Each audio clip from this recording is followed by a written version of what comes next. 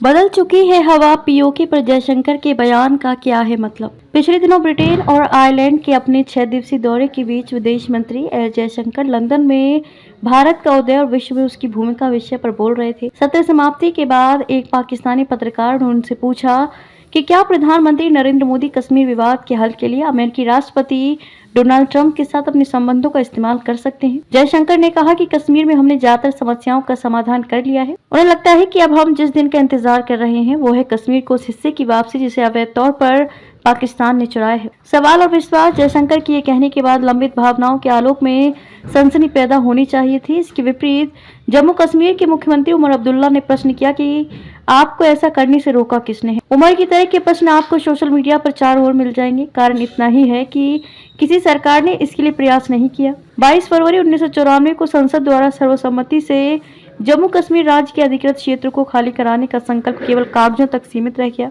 ऐसे में आम लोग कैसे विश्वास करेंगे कि कोई सरकार पीओके वापस लेगी। हासिल का संकल्प। जयशंकर से पहले गृह मंत्री अमित शाह और रक्षा मंत्री राजनाथ सिंह संसद में बयान दे चुके हैं कि जम्मू कश्मीर के लिए बनाई जा रही नीतियों में पाक अधिकृत कश्मीर और अक्साई चीन भी शामिल है। गहराई से देखें तो उनके वक्तव्यों में हासिल करने का संकल्प भी दिखाई देगा। सेना प्रमुख का बयान है कि सेना तैयार है। इस बार केंद्र सरकार की नीति और व्यवहार में पूर्व सरकारों से मौलिक अंतर है।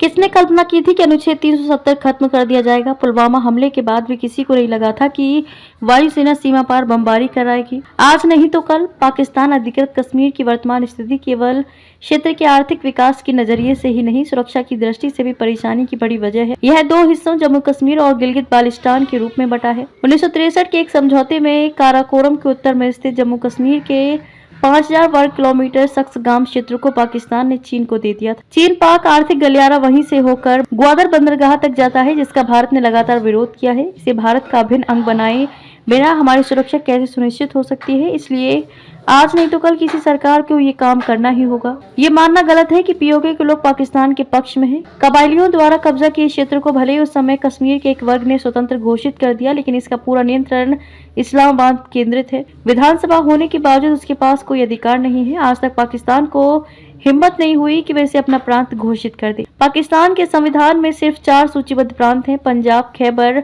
पख्तूनख्वा, बलूचिस्तान और सिंध। इसलिए ये गलतफहमी भी नहीं होनी चाहिए कि पाक अधिकृत कश्मीर पाकिस्तान का हो चुका है। पाक नियंत्रित होने के बावजूद यहाँ लगातार इस्लामाबाद के विरुद्ध विद्रोह होते रहते हैं। कई तरह के खनिज और वन्य औषधि संपदा होने के बावजूद यह क्षेत्र विकास से कोसों दूर है। पाकिस्तान ने उसे आतंकवादियों के प्रशिक्षण, शरण स्थल और सीमा पार कराने के क्षेत्र में बदल दिया है। हाल के वर्षों में वहाँ कई आंदोलन हुए हैं जिनमें इंडिया जिंदाबाद के नारे लगे हैं। 2016 में सर्जिकल स्ट्राइक के बावजूद यहाँ इसका विरोध नहीं हुआ। 2015 के बाद से ही पीओके के अनेक संगठन सामने आकर बोल रहे हैं कि जिस तरह भारत सरकार उसके एक हिस्से में विकास कर रही है, वह सब हमारे क्षेत्र में भी संभव होगा। पीओके में अकेले गिलगित बाल्टिस्तान 72,871 वर्ग किलोमीटर में फैला है। बाल्टिस्तान में अधिकतर बलूच हैं, तो इसे बलूचिस्तान भी कहा जाता है। बलूचों के अंदर पाक के विरोध और उसके मुक्ति का सघन संघर्ष है। बलूच विद्रोही नेता लगातार भारत से स्वतंत्रता के लिए मदद मांगते हैं। कभी भारत की ओर से ऐसे वक्तव्य के विरोध में पाकिस्तान और अनेक मुस्लिम देशों के साथ यूरोप, अमेरिका से आवाजें आती थी। इस बार पाकिस्तान को छोड़कर एक भी स्वर